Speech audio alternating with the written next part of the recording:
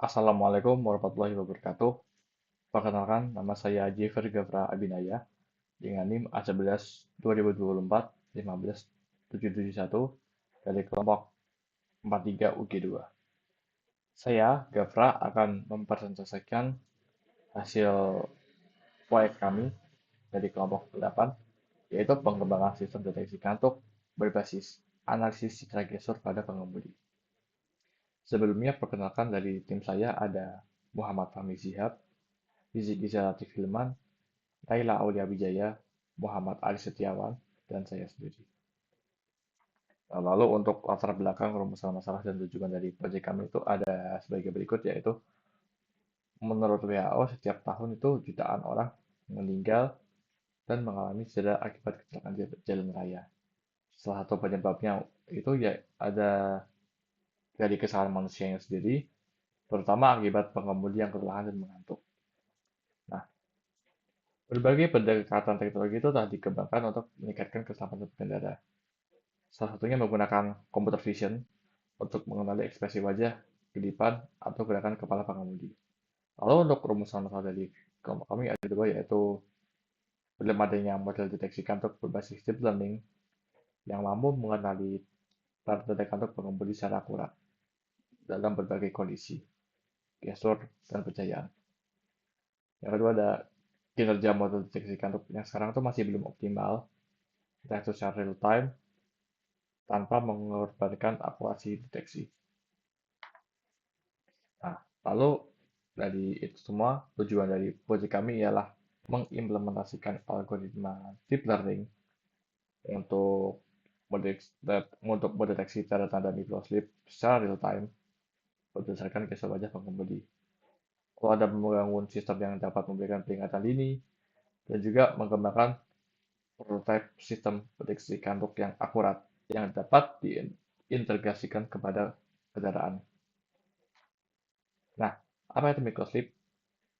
Itu adalah sistem deteksi kantuk berbasis deep learning yang mampu menganalisis gestur wajah secara real time untuk mendeteksi indikator microchip seperti mata tertutup, kepala menunduk, atau menguap. Lalu untuk alur prosesnya adalah seperti berikut. Ada data collection, labeling, data set modeling, evaluasi, deployment, lalu laporan akhir. Lalu untuk datasetnya sendiri itu tim kami berhasil mengumpulkan data berupa image atau citra sebanyak 1.373 image dengan 4 fitur utama, yaitu eye open, face, mouth open, dan eye close. Untuk arsitektur model yang kami gunakan itu ada YOLO versi 8 sebagai base modelnya, dan juga YOLO versi 11 sebagai model pembanding dengan YOLO versi 8. Lalu kita bahas untuk preprocessing, modeling, dan deployment-nya.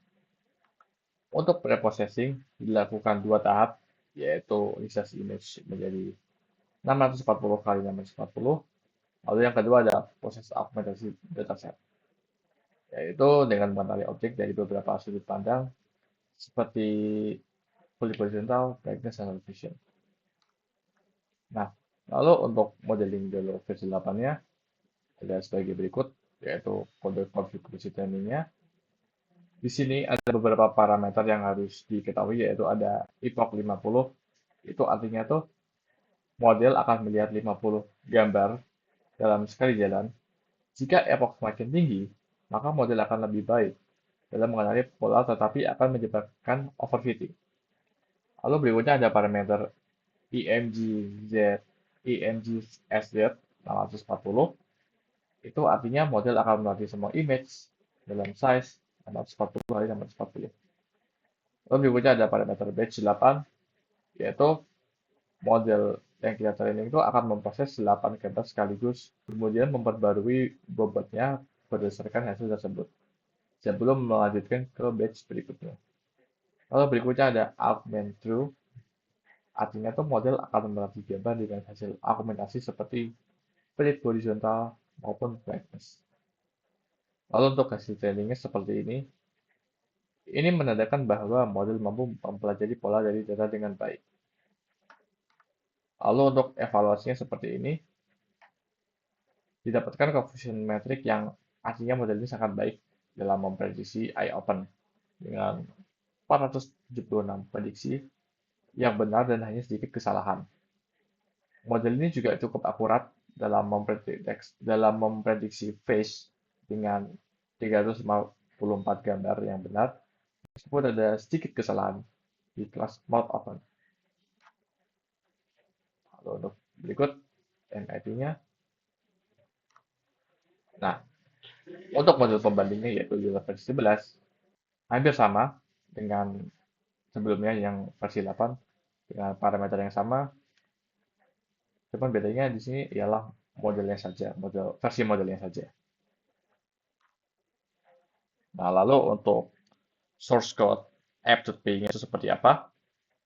Di sini pertama-tama tuh dalam kode tersebut akan mengimport beberapa library yang dibutuhkan seperti ya, Streamlit, Ultralistic untuk YOLO-nya, lalu ada Time, NumPy, AV, dan Streamlit Web RTC. Lalu berikutnya melakukan sebuah load model yang kita telah train tadi, lalu membangun dependensi agar kamera dapat diakses melalui browser dengan menggunakan web RTC. Untuk kode yang kami bangun itu seperti ini. Nah, lalu untuk pemrosesan frame video itu kodenya seperti ini. Jadi ada variable result yang dimana variable result ini adalah prediksi dari model yang kita panggil tadi, yang kita load tadi. Lalu berikutnya ada logika untuk deteksi mata tertutup dan terbuka. Nah, bisnis prosesnya seperti ini. Saat mata pertama kali deteksi tertutup, sistem mencatat waktu awal menggunakan fungsi time to time. Nah, jika mata tertutup, sistem akan menghitung waktu selama mata tertutup. Seperti itu. Lalu untuk di Streamlit-nya, kami menerapkan juga dua role authentication, yaitu ada user dan admin. Di mana user tidak perlu mengotak-atik confidence threshold dan durasi alarmnya. Nah, yang mengatur kedua hal itu hanyalah admin. Seperti itu. Nah, berikutnya kita akan bahas hasil deployment-nya seperti apa. Nah, di sini ada tampilan login untuk admin, yaitu agar bisa mengatur confidence threshold-nya dan alarm. Untuk tampilan adminnya seperti ini, ada pengaturan buat confidence threshold-nya tadi dan durasi alarm. Nah, untuk tampilan user-nya tuh seperti ini. Jadi user itu tidak perlu mengotak-atik kedua hal tersebut. Nah, mungkin saya akan coba demonstrasikan. Saya akan tutup kamera sebentar.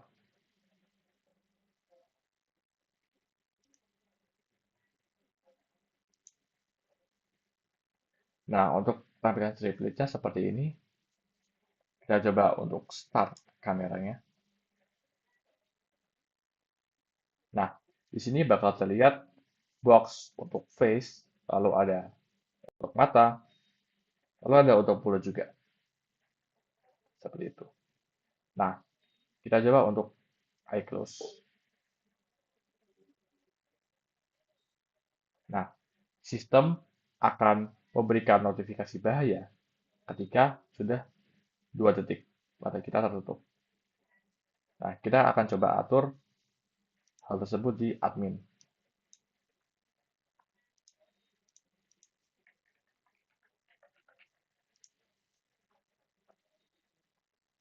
Nah, kita coba untuk atur menjadi 5 detik.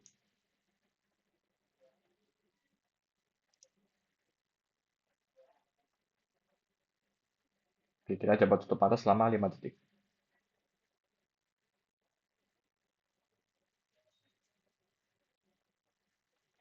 Nah, seperti itu ya, sistem berhasil.